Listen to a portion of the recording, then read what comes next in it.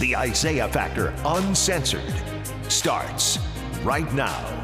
And welcome to The Factor Uncensored. Today we start with a special report that's left Houston cyclists and the larger biking community concerned about their safety and future on the roads. Police are looking for a driver in a silver Mercedes who ran over a cyclist Tuesday night, killing him this week. Our next guests address a dangerous coexistence between bikes and cars on these H-Town streets. We have with us on The Factor tonight Commander Christine Anthony Miller, David Laredo, and also Jacob Cuevas. Glad to have you all here on The Factor Uncensored. David, first of all, let's extend our prayers to you guys at the Pride Ride here in Houston.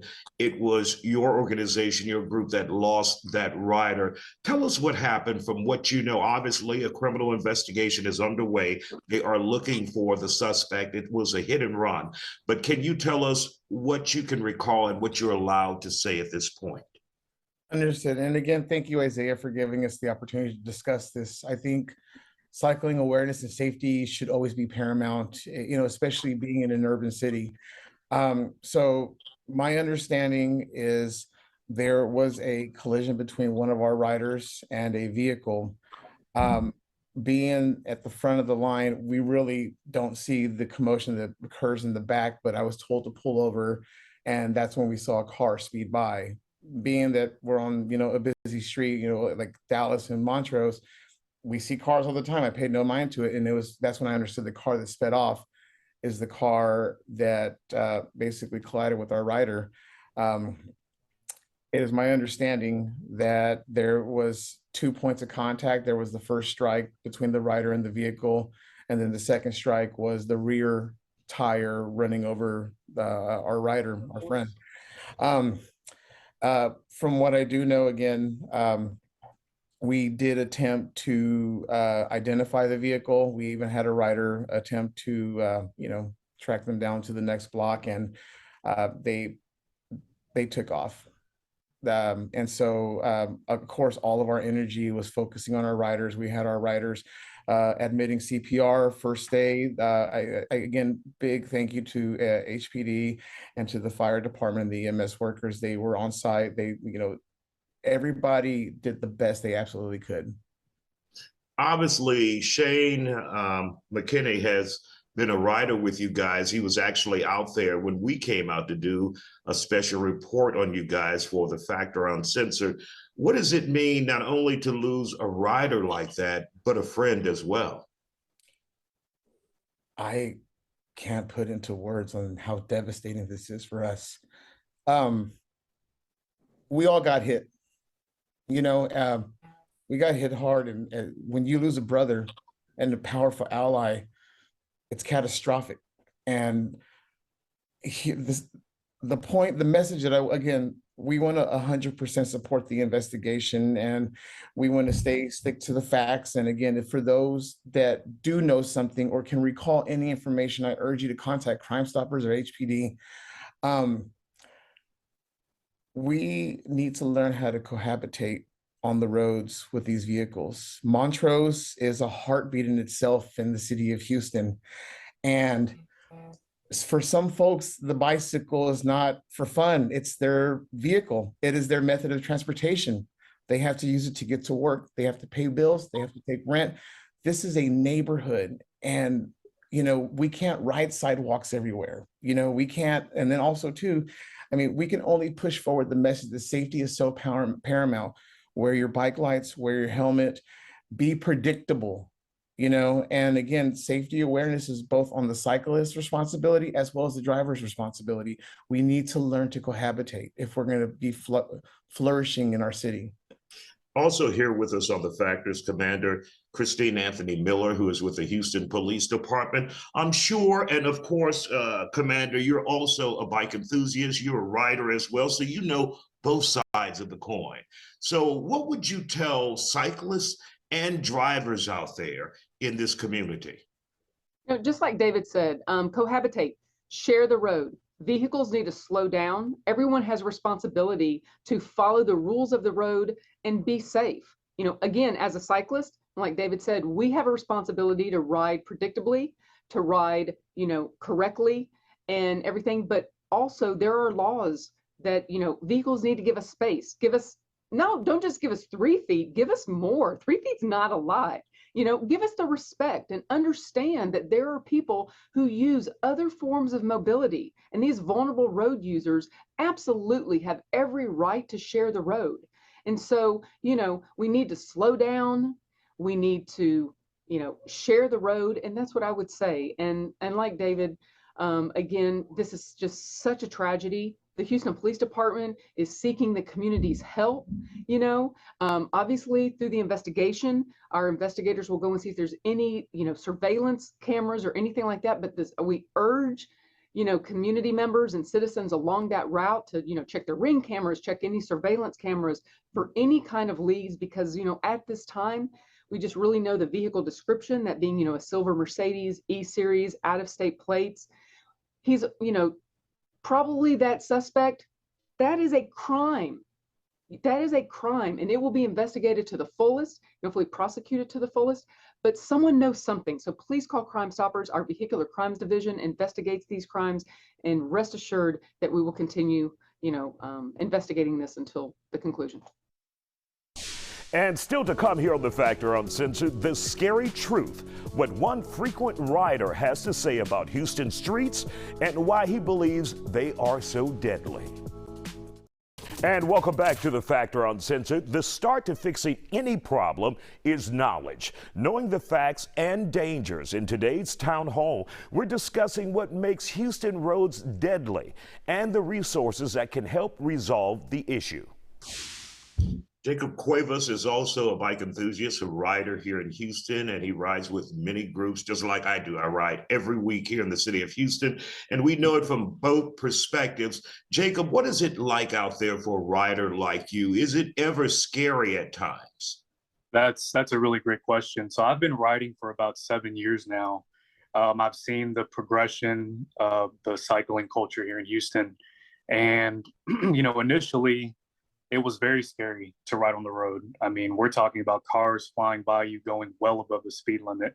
And that's something as a cyclist at this point, I've learned to adjust to. But, not everybody is at that level or, as aware. And I feel like Houston streets, I see this every day. People are speeding and flying through intersections, trying to beat lights, just trying to get wherever they're trying to, get to. But this entitled mentality of cars only on the street is really what's killing people. And, that's creating a very unsafe environment, not just for the major thoroughfares, but I see it in regular neighborhoods, where people live. People really drive like nobody else is living there but them. So, but yeah, it's scary sometimes. And Commander, how can you get the public to get the mindset or the understanding that you are required under law to share the road with cyclists? Now, keep in mind, many of those people don't ride, so they are just frustrated when a group of bikers, a large group, will go before them, and then they're kind of stuck behind them or waiting to cross, and that frustration just grows and grows, and they start seeing red. How can we get the public to understand that it's a shared road policy and law, but also to calm down? Well, Isaiah, they don't just get frustrated at cyclists, they get frustrated at other drivers. Right. Look at this road rage. I mean, it's crazy. So we all have to calm down, understand we're going to get there. A lot of it is education, groups such as, the Pride Ride and some visibility and, advocacy, Bike Houston, groups like this. As a member of the Mayor's Bicycle Advisory Committee, we are, committed to Vision Zero, cutting down these traffic fatalities. So there's a lot of education that we can do, but for both cyclists and drivers. Often public campaigns such as the 3-foot rule or 6-foot rule, for commercial vehicles. A lot of it is education.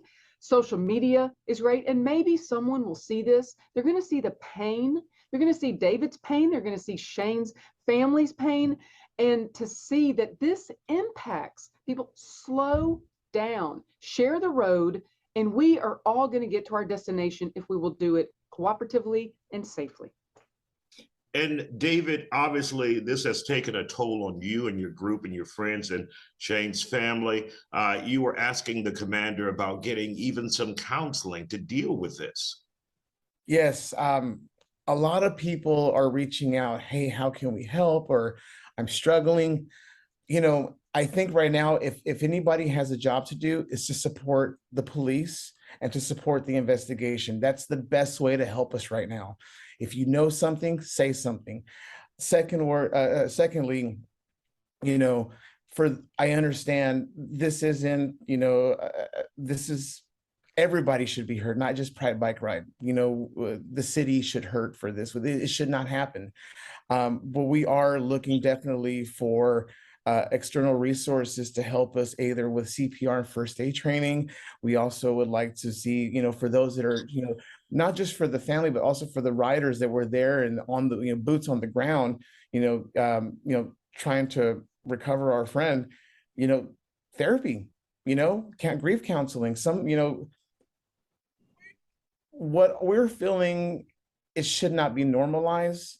This is a catastrophic event, and we're reaching out. We want to make sure that we provide everybody, all of our cyclists, all of our supporters, the type of resources for that type of therapy. And if you would like more information on that group of riders, visit pridebikeride.com, or you can check them out on Instagram. Still to come here on The Factor, living to tell the story how one man survived crashing into a car. And welcome back to The Factor Uncensored and our special town hall meeting on bike safety. Just to show you how much hate there is between bikers and drivers, after we aired that a cyclist was killed on Wednesday night, a viewer commented, quote, "That's what they get." She went on to say, maybe next time they won't act like they own the streets. They will finally realize that they don't, end quote. Our next guest begged to differ that drivers are the ones who are hogging the roads. This comes after he survived being hit by a car just this week. Andy, a scary night for you Tuesday. We know we lost one cyclist Tuesday night, and you found yourself in a scary situation. Tell us what happened. I have no knowledge of what was going on behind me. But what I was told was we had one vehicle that was entering our group, and we have a massive group. These groups usually from 30, 20 to 50 to 100. And this group right here was a massive group. It was over 50 people, and this vehicle came in from behind me, and he was merging onto other bicyclists as well. What I was told is he was being aggressive and driving in between all the riders. They were on the left, right, the front, and the back of him. Many riders were banging on his window to try to get him to, pull over, to, make sure nobody gets hurt. But, he ignored. And now, do you think he may have been impaired, or do you think he was just aggressive? Aggressive, being very impatient. He had Qantas plates as well. I don't know if that takes a big part of it, but I didn't understand how someone like that could use their vehicle, see the people in front of him like that, and not think about, maybe I should slow down and let these people go. People have that kind of thing in their head saying, hey, I'm gonna just let them go, and then I'll go when they're done or when they pass up. But this guy was aggressive, driving in the crowd and wanted to get out of it. And, he came in contact with me. I had no knowledge he was behind me like that. And, I got hit. I'm glad I'm alive. There was other people that was injured that same night. And, unfortunately, they didn't make it. I did. This is something we had to look at. I believe, we need to have a talk about it as well in the community, bike community. But, that's what happened. I very lucky. Very lucky. Did you end up getting any injuries, or did you have to go to the hospital, or did you shake it off? Unfortunately, I didn't have to go to the hospital. I was very lucky that he stopped when he did. You know, if he didn't stop, I think I probably would have been under the vehicle as well. But he stopped. You know, I'm actually at the chiropractor right now. Just got out of the chiropractor appointment. So I'm hurt, lower back. You know, I was pinned in between the vehicle and my bike. So it's an experience that I never experienced before. So it's a first And for that me. had to be scary for you. Oh yeah, it did. You know, I'd never been hit from a vehicle on a bicycle. It's different being inside of a vehicle on another vehicle. So very different. Very different. Does it give you second thoughts about riding? Oh no, you know, it's bike life. I'm going to be out tonight. You know, if I can make it, I can make it. But you know, I have no bike.